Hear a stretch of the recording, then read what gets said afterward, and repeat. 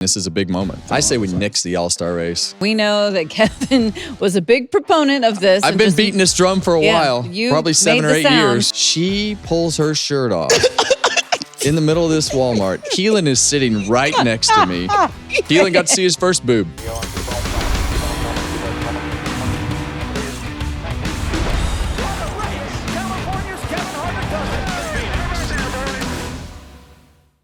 Welcome to Kevin Harvick's Happy Hour, presented by Echo Park Automotive and NASCAR on Fox. I'm Kevin Harvick. She's Kaitlyn Vincie, and he's that Mamba guy. Smith. Your boy. That's right. That's right. What's this attire today? I was trying to figure it out earlier. It's a Born and Raised collab. It's an apparel brand. I thought it was like a motorcycle uniform. At first, it does have that look to it. Yeah, it has a little Latin vibe to it. You know. Okay. It's from California, so I figured you appreciate it. Oh. I mean, okay. Yeah, he didn't know, but now you have to keep me in tune with all the styles and different things that are going on. That's right. He's a simple white tee, black shoes. Yeah, but he puts it together well. He does. Is that you or your wife? We've moved.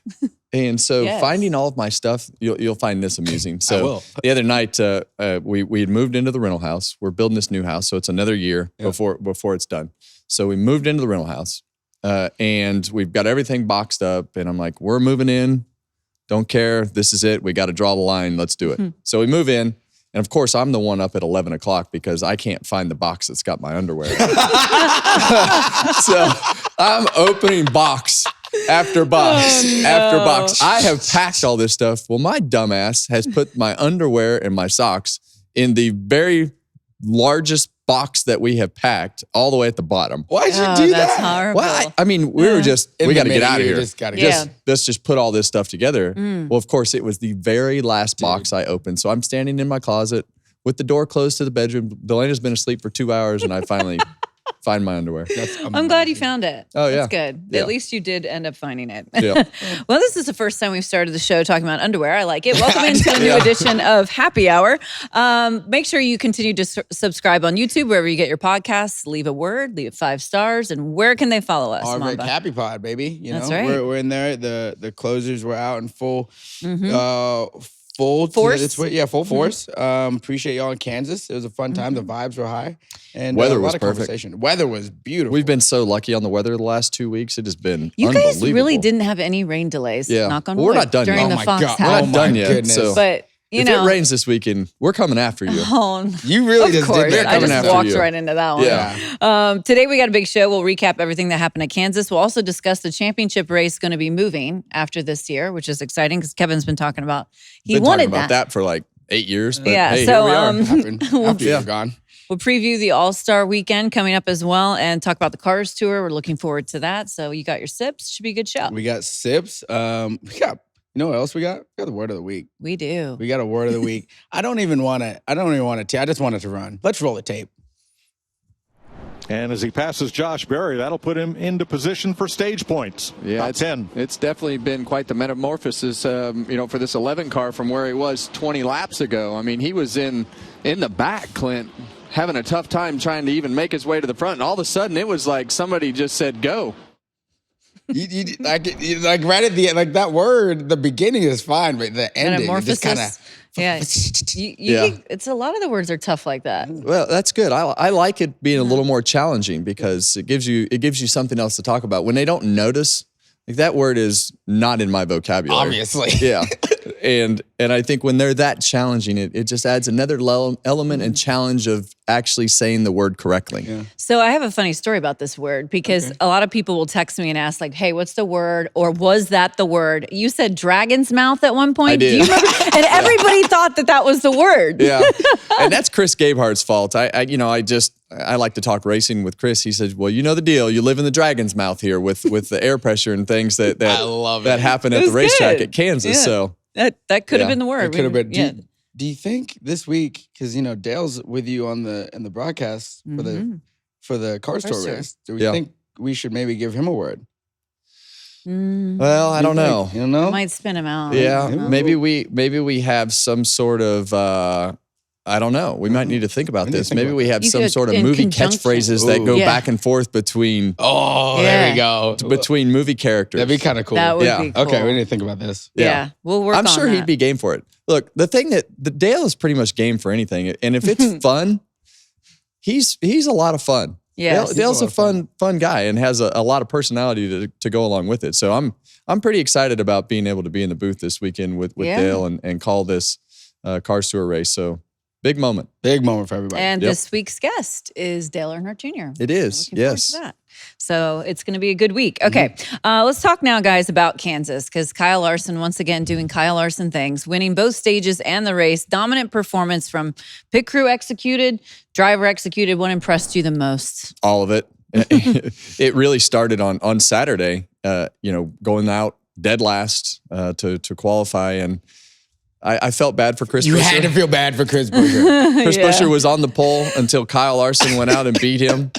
And last year, poor guy was sitting there celebrating. Kyle Larson gets declared the winner, drives back around to celebrate, and he's got to drive his car back. But he took it all in stride. Yeah. I mean, Buescher he's the new age Iceman. He's always calm, cool. We've seen him wound up at Tyler Reddick, but I think he took it all in stride, and that was definitely the story. He didn't run as good in the race as I thought he would, but they battled back to a decent finish. But Kyle Larson, he smashed him in qualifying. He smashed him in the first stage, the second stage, the final stage. He was only really challenged one time by Chase Elliott, and then Elliott wound up having his trouble on pit road. They had like a 17-second pit stop, put him back in the field, and that was really the last time that Kyle Larson was challenged. But right there at the end of the race, there were those last couple laps, really, of every tire run, that 5 car would die. The 20 car would die.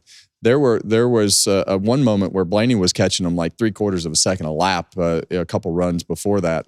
So there was a moment at the end, and Clint kind of got wound up, got excited about maybe something happening to the 5, but they were just basically burning the tires down to the cords, and they put it all together. I think with the pit crew change and everything that they've had, being able to put those stops together under pressure and be able to win the race and actually win the race on a day when you dominate. We've seen Kyle dominate a lot of those races at that racetrack. And so to be able to dominate the first 2 stages and win the race kind of put the lid on things. Yeah, I think they're playing loose. You know, when a team you're good and you're playing tight and things aren't working, it seems like they've turned a corner and things are working and they're having fun. Yeah. When you're having fun, you do better. And this is why, a lot of people, and myself included, Kyle Larson is the best driver on the planet right now. It's when he messes up, from the lead a lot of the times, right? Or from the top spots. And when he wins, he's the only guy that we've seen really have dominating performances in the last few years. Like old school, the way Jimmy Johnson used to do it. And you're just like, golly, like ain't no one going to stop this guy unless it's themselves. He stops himself. Right, unless they stop themselves. And that's what we talked about before the race. I really felt like it was Kyle Larson versus his right rear tire. And that's really what it was. And that was really his biggest challenge of the day, was just keeping the tires on the car for the whole run to be able to make it towards the end. But they did. We had a lot of guys fall by the wayside there. Yeah. I felt like Chase Elliott, as we talked, they had a 17-second pit stop William there. Byron. They dropped the jack a little bit too soon. William Byron had a right rear tire Stage 1 blowout, and he was able to just hit the wall lightly and then spun out coming to pit road with that right rear flat.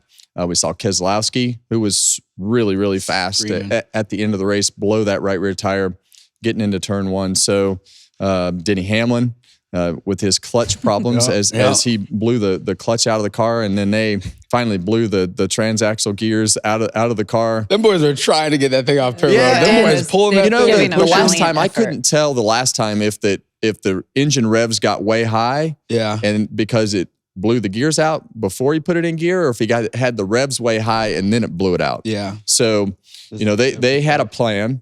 Luckily, the first time was under green, and they only lost 5 or 6 spots. But at the end here, when the gears all blew out of the thing, the engine revs were way high on this time. But it had worked for them. But I think it was just a matter of time before that they had no gears left. How crazy is that? How crazy is that? That like you don't think about that, but an issue like that, you think you'd want to be under caution, right? You're kind of slow. Everybody is. you're not going to lose, but you actually lose more time under caution, right, than under green because everyone's racing around and it's kind of a cycle. So it wasn't as big of a deal for them. And that's trouble for the 11 car the last 2 weeks. You know, this week it's the clutch. Last week it's the engine. So definitely some mechanical issues going around. You could tell he was frustrated because he's been getting fast cars, but you're not able to have the finish to show for it. And I felt like he had a car that could contend for the win. He was there. I mean, he definitely had a car that was capable of winning the race. And there was a moment there at the beginning of the race where he got shuffled back to the end.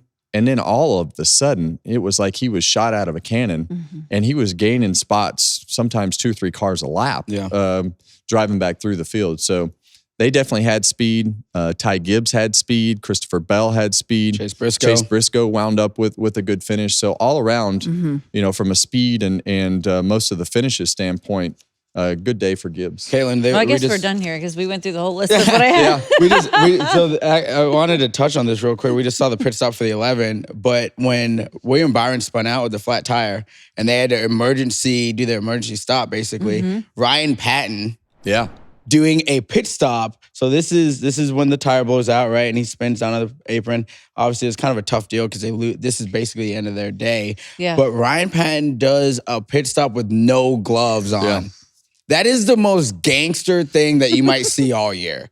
Like to have the wherewithal to be like, you know what, screw it. My guys need it and we got to get it done right now to keep this thing in. Yeah, and it was really interesting to hear him talk about that pit stop and just, you know, it was like the words that he used of desperation or whatever, however he phrased it. Yep. They definitely had a disaster plan, you know, in those types of situations, those panic type situations. And unfortunately for him, he couldn't find his gloves. Yeah. So not ideal. He wound situation. up with some blisters on his hands, and then he wound up with his hands in the ice chest. But it was a definitely a do or die moment, and he did made it happen. He did. He definitely made it happen. He's been in the game a long time out there on pit road. He's been a part of a lot of race wins. Yeah. So Hendrick Motorsports, though, as a whole, I thought really showed up at this racetrack. Yeah. We talked about Chase, but Bowman was very strong as well. Bowman, he was grumpy yesterday. He was all over those guys on the radio, and he was not happy at one point. Get the out of the way. Yeah, it's gone to his guy twice. The problem is I don't know what people on his box are saying. You go to the 35 car spotter and knock his teeth out. I'm all for you being angry today. He was not happy at one point with those guys up on the roof and on the pit box, and he didn't think his car was driving very good. He thought his car was terrible, but it really wasn't. I think that the way that race was yesterday with all the cars, they were a handful, sliding all over the place. You had to run them up in the top groove. We saw a lot of the drivers are already on edge because of the fact that they know the tires are in question. And when those tires are in question, you know, it really puts the drivers on edge and makes them kind of testy. Yeah. You know, when they don't feel like things are going good. And then Denny Hamlin pissed him off. Felt like he put him in squeezed him in the fence right there. But it was just that was you know, what we expected from Hendrick Motorsports and really from Joe Gibbs Racing from the performance side of thing. I think with Larson was in his own league, but I really thought that Chase Elliott was right there to be able to contend. Once he dropped out, Larson was in his own league. But when Chase was there racing with him, actually challenged him for the lead. And I felt like at the end of those runs, Chase's car didn't just take a dive like Larson's would for 4 or 5 laps at the end of that run. And we saw that at the end of stage 2 when he ran him all the way down. And they raced to the start-finish line. So unfortunate because I believe Chase Elliott and those guys, they know they need to win. Yeah. They are very consistent. They're solid. They're not making a lot of mistakes. They dropped the jack too soon. The right rear tire wasn't on. That stuff is going to happen.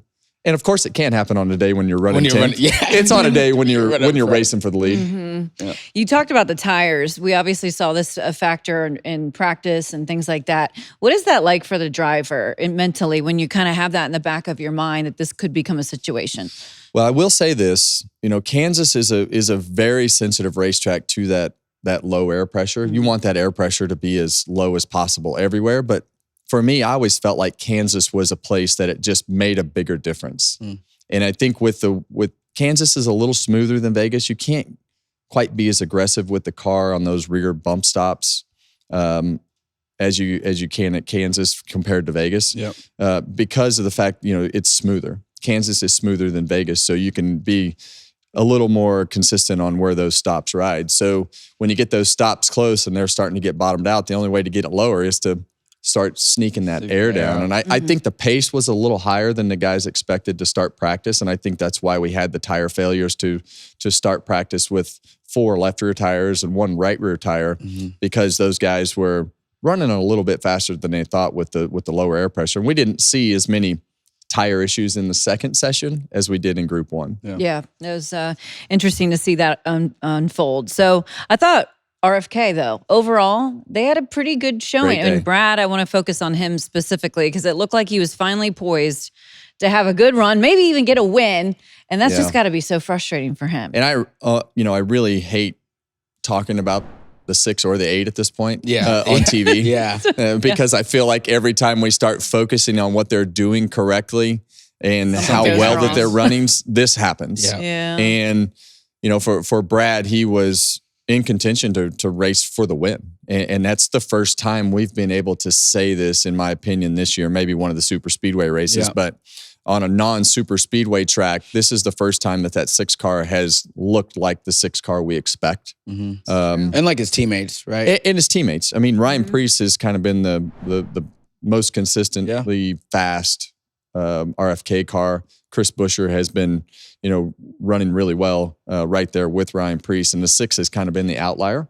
But it seemed like they had their ducks in a row this week. They had the speed in the car that they needed, had good restarts, had good pit stops, and then to blow a right rear tire. I feel so bad for this group. And when it's going bad, you get to a point where you don't even know what to do. And right now they can't do anything right because it always seems like something happens. But you keep bringing fast cars like that, now you get into the conversation, okay, maybe we can win a race. And maybe we can put ourselves more consistently in contention to be a contender, to put ourselves up front. It's No, go ahead. Well, you were saying on the broadcast, they have speed, which is the main thing. Once you find speed, then that's... Speed rules. Speed rules, we brought up RFK and obviously Ryan Preece. Ryan finished 7th. This is interesting to me right now. Ryan finished 7th. Josh Berry finished 6th. Chase Briscoe was 4th, and Noah Gragson was 14th. The thing that all 4 of those guys have in common is that they were at Stewart-Haas a year ago. Right? And we thought, like, a lot of people were probably doubting most of those guys, right? Briscoe, I feel like, probably was ran the best last year. But they were doubted those guys. This just proves, and then you see Brad, when the car's right, these guys can get it done. Well, I think it also proves how far off SHR was last year. Exactly. I think when now you're starting to see the capability that team really had. And I think for the last couple of years, I think the cars were just off. And I think that is all bleeding over into Cole Custer, unfortunately, with everything that he's getting to drive. And now you've got a lot of those people that have left that were with Stewart-Haas Racing and now with Haas. And they're just they've been a non-factor other than the Daytona 500 and the Super Speedway, where you can put yourself in contention. So I think you're starting to see how far off those SHR cars were last year during that shutdown period of ending everything that they had going on. Man, when you look at that and you see those guys, KV, and you're like, the fact that they couldn't figure it out is Thank crazy. God they got another opportunity. Yeah, for sure. That could have very well ended their careers. With Josh Berry and Chase Briscoe and Ryan Preece. Those guys are right on the brink of, if things don't go right, it could be the end of their Cup career. So you mentioned Josh Berry. I want to go to him next because Wood Brothers mile and a half program has been really strong this year. And we have not seen Wood Brothers compete like this since I don't know how long. It's been maybe Blaney, but this has been impressive. It really has. And I'm happy for all of them. And I think when you see the speed that Josh had, he was leading the race last week and had the spin at Texas. And now this week had a penalty on pit road and put them to the back of the pack, drove all the way back to the front. And I think once they get all those little details ironed out, because racing at the front is much different and those penalties and things stick out a lot more than they do when you're running in the middle of the pack. So I'm sure that stuff has probably happened in the past, but we didn't notice it much.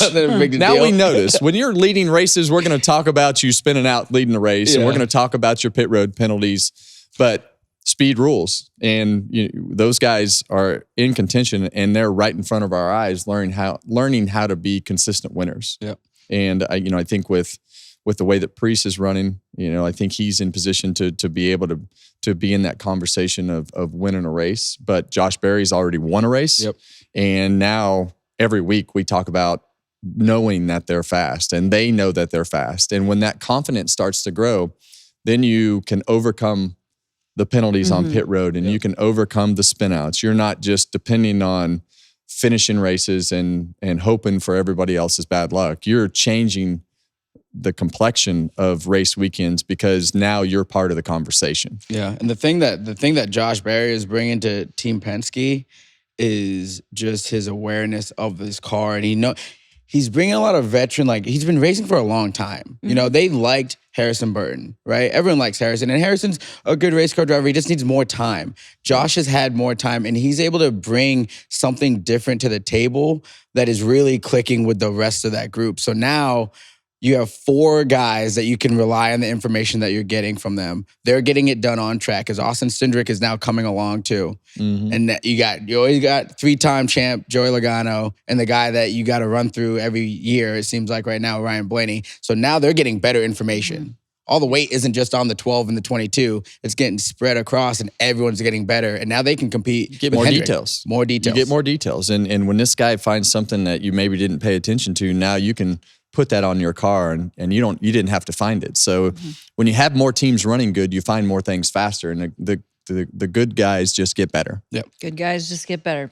Corey Heim, I want to talk about him for a moment. He made his 4th Cup Series start, first this year though, and he was 13th. Yeah. I mean, he is the real deal, it seems. Well, we saw this for the very first time when he jumped in Eric Jones's car at Dover. And we that was his 4th Cup race, and one of them was just in somebody else's car. This was, hey, we're going to be a 4-car team this weekend. We're going to take pictures on the front straightaway as 2311. Here are our 4 drivers. And we've been talking about Corey Heim. I have no idea why he's still in the Truck Series. And nowhere to go. I know he has nowhere to go, but somebody better find somewhere for him to go.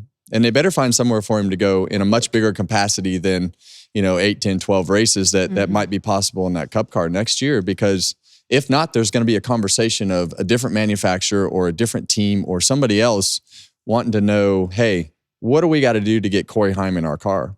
He's the total package. And we don't see these kids come in and do that good in a Cup car very often. It's true. He is legit, man. He is ready. It's been a while since we've seen somebody this ready to go Cup racing from the lower series. And you look at it and you're like, and then he runs the truck race, right? And obviously he's one of the best in the truck field, but I think the Tricon Garage trucks aren't as strong as some of their competitors. So he's doing a lot more. And then and then he gets in his truck car. Yeah, his truck car is, but the other ones are a little bit behind. But then he gets into the Cup race and you're like, okay, he's running 25th.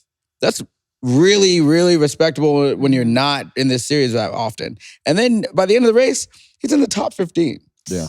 You better go if you do not lock him into a Cup car in the Toyota camp, somebody is going to go pay to go get him. I would. Without a doubt. Talking to people who've worked with him in the Truck Series, they say he's such a student of the sport. He's always studying. He's always doing the sim, and it's really showing. So you referenced it earlier, the Cars Tour race. This is very exciting. It's going to be on FS1 Friday night. After Cup qualifying? After Cup qualifying, you will be in the booth with Dale Jr. Eric Brennan will be calling the action. This is going to be really awesome. It is. And I think for grassroots short track racing, this is a big moment. And I'm so thankful that everybody at Fox and Flo and all the people involved have put this scenario together to be able to give these guys more exposure than they could have ever imagined in one particular race. So it's something that everybody's worked on really hard. I think for me personally, being able to sit up in the booth with Dale, one of the co-owners of the series, and be able to watch all this take place is going to be quite a moment. So Eric calls the races every week, but Dale and I are going to invade the booth this week and be able to talk about our guys and gals that typically run in the Cars Tour and look forward to a great event. Yeah, this series has come a long way from when Jack McNelly, started it to now the ownership group of Kevin and Dale and Jeff and Justin. Like what it's become is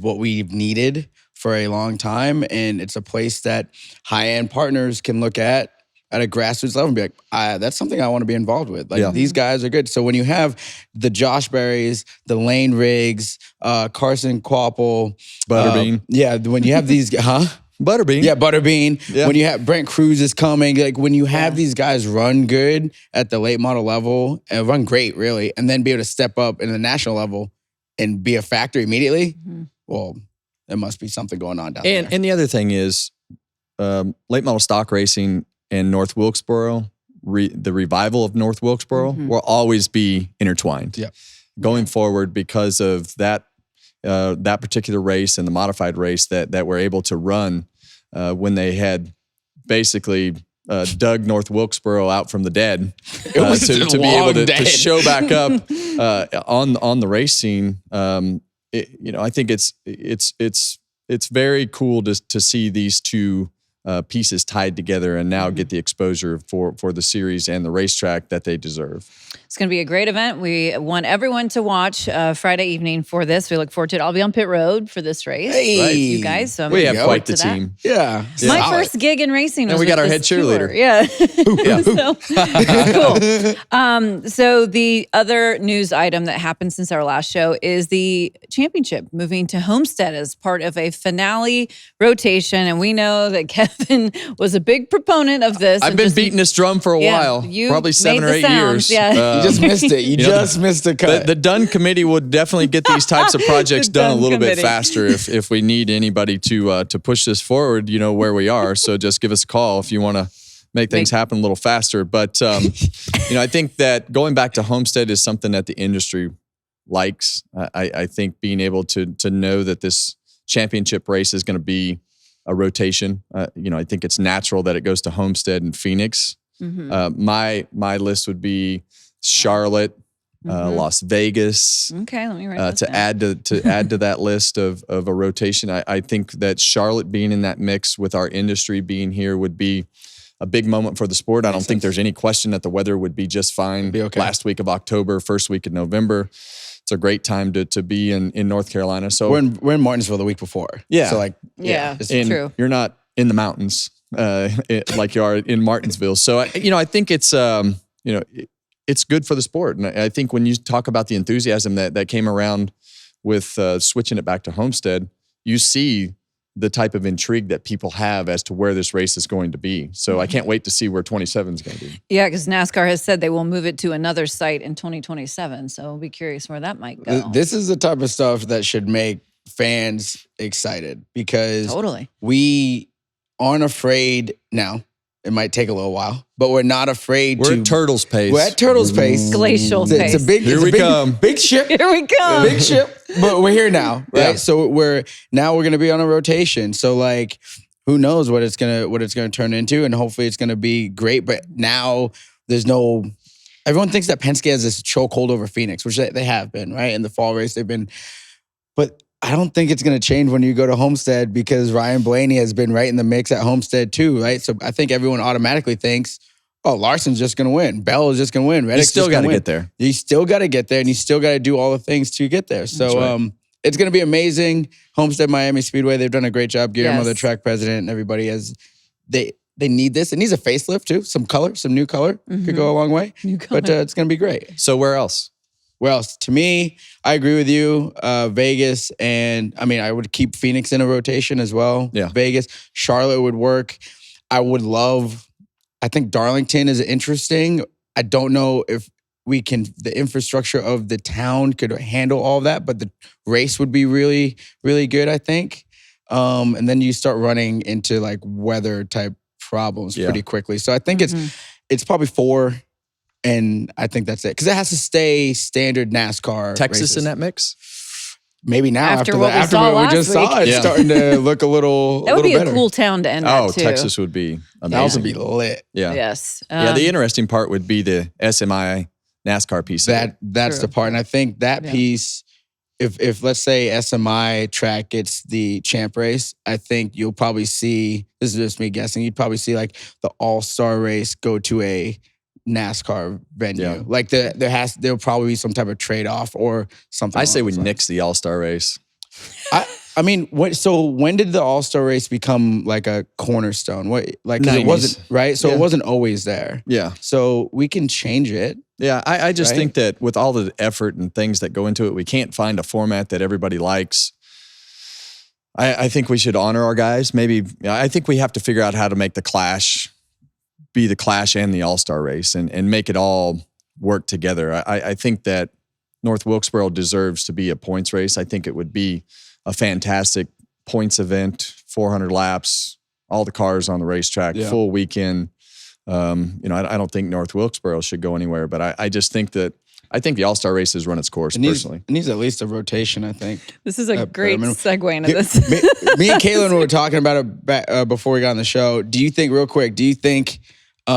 everyone would rather have one less week, right? So if you pulled it and combined it like you're talking about with the Clash at the beginning of the year, so that's one less week into the year, or is that stretched too long? Easter to November. Right. Yeah. And you just take that week off. What do you think? I think you need the same number of races because you probably already signed your TV contracts and all the things that go with it. So I think you just make it the 37th race. Okay. Yeah. Get your calculators out. Figure it out. Race 37 on a schedule, North Wilkesboro. When are we having it? Well, I'm supposed to ask you if you're looking forward to the All-Star race. I am.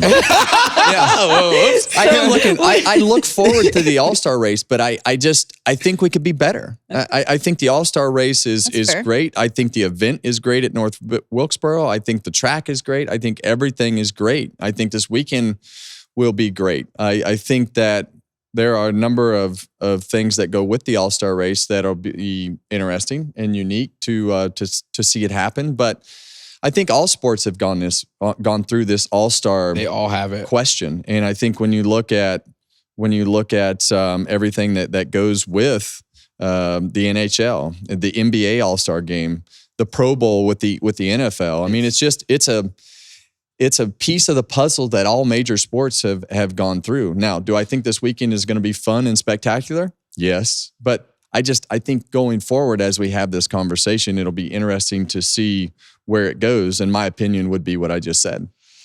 Well, I personally really missed how it kind of used to be. Obviously, it was here in Charlotte, but you had the Pit Crew Challenge was an actual event on its own, which I always thought was really neat. And then that just kind of eventually went away. Yeah, I will say that I was talking to my buddy Alejandro at the racetrack about this. And like, if Speed Street was so cool when the Pit Crew Challenge was in the Spectrum Center. Yes. And like, I think right now the way Charlotte is, if you redid Speed Street, I think the city would come alive for that. And I think that would be a really interesting thing to see. But at the same time, what about I think we should maybe have a street race. Maybe a street race. Yeah. I'm just saying, like, Speed Street, literally. Yeah, let's make Speed Street. Right in Charlotte. Like, that would be cool. Roval's great, but I mean, I love these events that mix it up. Yeah. Kevin always one-ups us. Have you noticed that? Like, we'll have a somewhat idea, and his is way better. I mean, I don't gas him up that heavy. I mean, like, but he always it's way better. I don't know if it's way better. Maybe it's like, a little bit better. Yeah. It's like Speed losing. Street It's like race. being Chris All-Star, Buescher I and like losing it. by like this much. He just kind of takes it a little bit further. Yeah.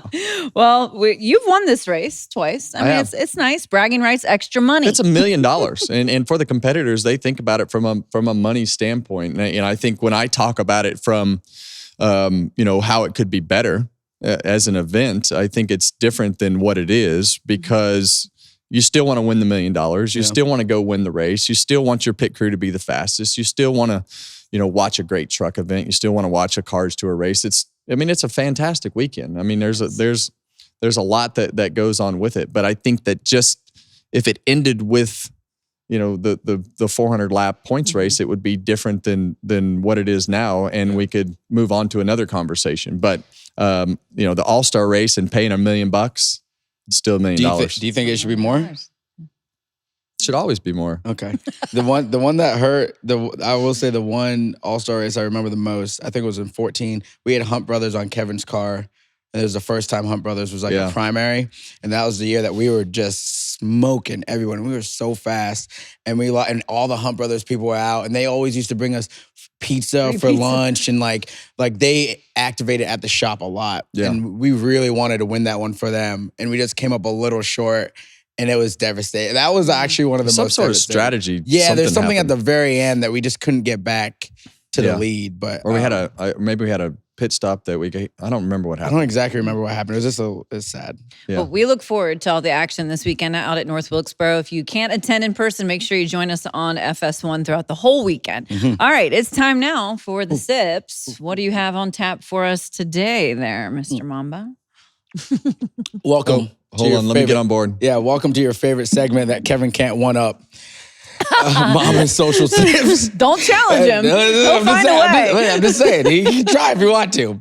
But, we know how this works. Yeah. Truck race this weekend. Carson Holstevar, Cup driver, drops down to the Truck Series and is super aggressive all night. And him and Lane Riggs, last lap, he kind of blocks him down the straightaway. Lane goes down into one. They're racing hard. Lane gets tight, washes up, touches him a little bit. They both hit the fence here and drive on. But coming around to the front stretch, Kevin, Carson gives him the old one finger salute all the way across the start finish line right here. And I think that's hilarious. Yeah. I love it. It was a fantastic finish. I will say that. I think the one finger salute, I think I sit in his chair sometimes and I wonder if I could just flip you off the whole show, but that would be very entertaining. You could. Yeah, I guess you could. How long? Yeah, it would look great. It's so funny.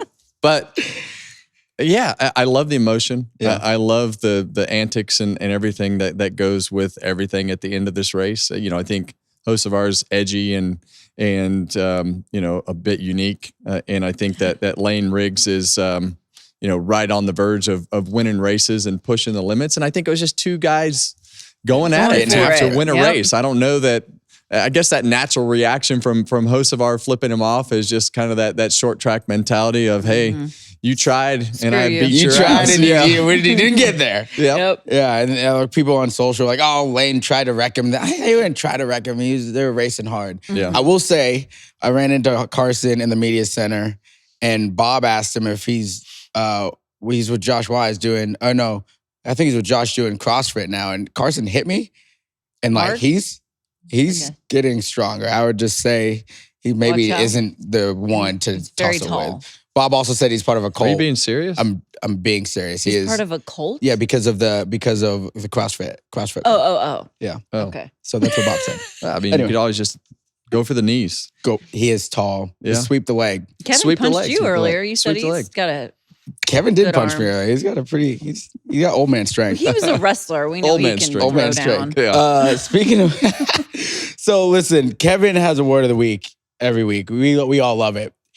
Didn't give Clint one, but he still managed to kind of fumble the He bag. didn't know which Kyle he was Roll talking the tape. How about you, Kyle Larson? Oh, this is going to be a good one already. Kyle Larson, boy and the boys up in the booth here at Kansas Speedway. Boy, the Heartland Park, it's been good to you this week. We started it. I feel like I'm going to start over. We're live on television. Lakeside down the way. High limits race, sprint car race for you. You stole the pole right there at the end of qualifying. Poor Busher, you've been hard on this kid at this racetrack. Can you make it 2 in a row for the spring race here at Kansas Speedway? I finally got it out. Well, Jamie McMurray, I feel really good about our chances today. I love this track. Sun's out, shining. Surface should be slick. Hopefully we can do a good job keeping it up front all day and have a shot at the end. All right, buddy. Good luck out there. That's what I get for interviewing friends on the air. He was jacked up. Oh, my that was gosh. wild. He was so embarrassed. I bet. He was so embarrassed because as much grief as Clint gets for being goofy and all over the place, he cares more than just about anybody I can think of, and he wants everything to come across correctly on the air. And I can't tell you how much of a kick in the gut that is for him to call one of his good buddies, Kyle Larson, Kyle Busch. Yeah. And then he just continued to fumble through and he said when he got done, he said, I should have just handed you the microphone. Because when you're up there and that happens, it is so hard to get yourself back on track because you lose your train of thought when you know you've messed it up that bad. It is. I can't even explain to you how hard it is to get yourself back in the right train of thought. I get that. Yeah, because if you make one really big mistake, then all of a sudden the whole thing goes off the track. Luckily, it was Larson and not the other way around because I think Kyle Busch would have been. He would have. I don't know that he would have been. He probably would have been fun with it, but Larson made it fun. Every time we were going to interview Larson because he won the poll, we always let Clint do it because we know that Larson will give him so much grief and make it fun. So it just made it that much easier for Kyle this week. His face and Mike Joy's face was hilarious. Mike Joy was about to, he thought that was the most hysterical thing that he'd ever seen. Mike was rolling. Kevin's just there like a proud dad, just smiling like, keep going, son. That was the best. Clint, we love you, man. Don't change. Keep being you. Okay, we have a voicemail this week. I'm excited. Let's roll the tape. Hey, this is Jill from Fort Wayne, Indiana. Huge Austin Cindric fan. I want to know, Kevin, what is the craziest thing you have ever signed for a fan? Thanks. Oh, that's easy. It's always prosthetic limbs. What? When somebody will take their arm or their leg and just throw it up on the counter. Because they're aggressive probably when they do it too. They're like, hey man.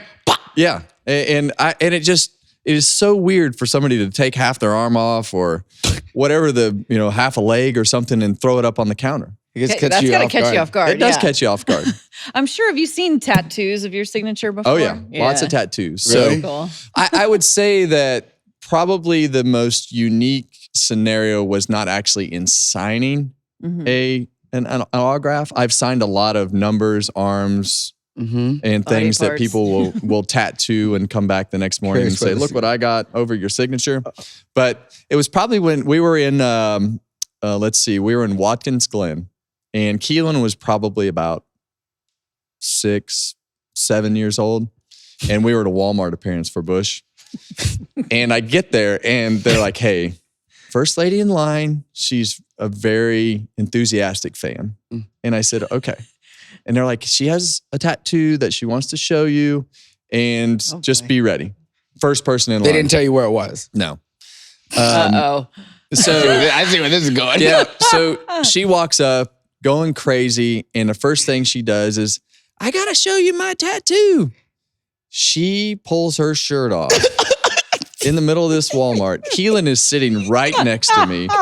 She pulls her shirt off and she has got a tattoo that is on her arm that she has proceeded to take her whole shirt off. Well, this lady is probably 65. Okay. No bra. No bra. This is getting worse. And my son is sitting there like, what is happening, Dad? She walks off. We get through this whole scene. We see her tattoo. He definitely saw the tattoo. And she walks off and Keelan looks at me. He's like, Dad, why'd she take her shirt off at the autograph session? Couldn't she just have shown you her tattoo with just pulling her sleeve up? I said, I don't know, buddy. I don't know. I think I know. She was a big fan. She was a big fan. Big fan. Keelan got to see his first boob. That wasn't his mom's. Yep. We started on underwear and we're ending on boobs. That's right. All right. I'm at. Top that one. Yeah. I told you he was going to top you. Did I not say that? I don't know. These random things just pop into my mind. And you started talking about autograph sessions and the voicemail. And it just went to boobs in Walmart.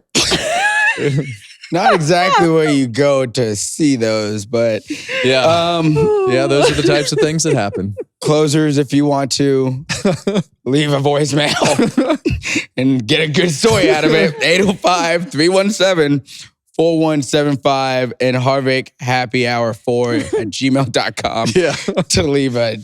Kaitlyn, just take. All right. Yes. Before we get into our picks, was that not appropriate? No, it was. I just didn't. I I didn't see it coming. I did not either. I'm sure you didn't see it coming. There thinking about it, though, I bet, since we played the voicemail. Yeah. Gambling problem? Call 1-800-GAMBLER. In New York, call 877-8-HOPE-NY or text HOPE-NY 467-369. In Connecticut, help is available for problem gambling. Call 888-789-7777 or visit ccpg.org. Please play responsibly.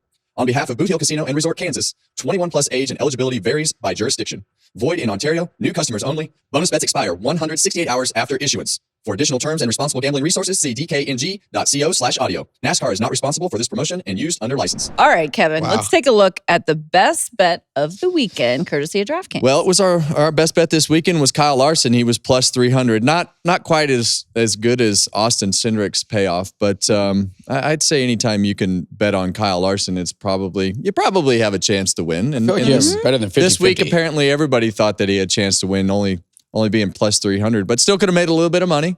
So take the checkered flag with DraftKings Sportsbook. Download the DraftKings Sportsbook app and use code Harvick. That's code Harvick for new customers to get $200 in bonus bets when you bet just $5. Only on DraftKings, the crown is yours. Well done. Okay. What about the burnout for Kyle Larson? Yeah. What did you think of this? How about that burnout? How about that burnout? How about that burnout, you know? There's just no way to keep this show on track. We have totally gone off the rails. I thought that Larson's burnout was average. That was the only thing average that he did all day. But it was the worst thing he did all day. Yeah. And I don't know if there was much rubber left on the tires. So I think that, he did do a pretty good burnout down the front straightaway. But, just kind of average.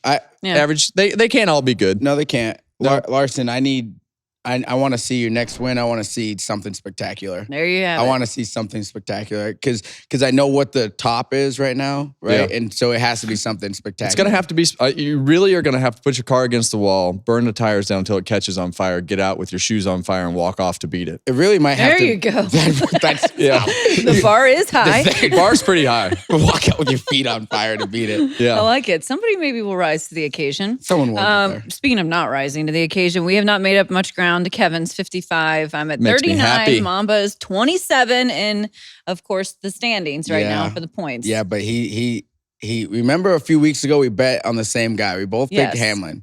And I said, this is going to be a defining moment of the season because he's going to take some of this bad luck away from me. And I think it's been starting to happen. I've been on a roll. I feel bad for Kyle Busch. I feel bad for Brad Keselowski. I feel bad for Bubba Wallace. I feel bad for Tyler Reddick. And unfortunately, I have to pick somebody else this week. So you do. So who you know, have? I think as you look at the All-Star race, it's a chance for people to get themselves back where they want to be, change the course of their season. We saw it with Joey Logano last year when he went to the All-Star race, hadn't done squat to start the year, went and dominated, changed the rest of his season, put him back on track. So with all that being said, Mr. Bad Luck himself, Ryan Blaney.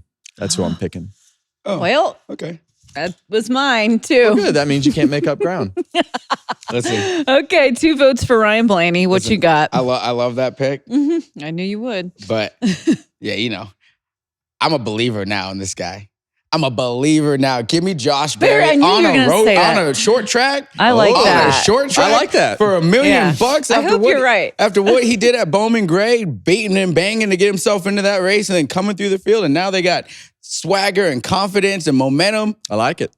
Wood Brothers. There you go. Sign the check. That'd be awesome. I like that. That'd be pick. fun. We'll have to see how it all unfolds. And as we mentioned, your Thursday guest is Dale Jr. We heard the interview was great. Super cool. It turned out good. I think that hearing Dale's perspective on just where the Cars Tour is at, the development program, I think it'll be a fun listen for everybody to hear his perspective. My favorite part of that perspective was how to develop people to the next Cup. up to the I thought that ladder. was You very guys are really going to interesting. love that. It's a massive conversation of that needs to be addressed as we go forward. Hopefully we move faster than this. Ooh, let's just The turtle maybe go pace. from glacier to turtle. Yeah. Okay. There you go. Yeah. We'll have to see. We look forward to that. Make sure you keep subscribing on YouTube, wherever you get your podcasts. Leave a review, leave 5 stars, and we will see all of the closers after All-Star Weekend. Thanks.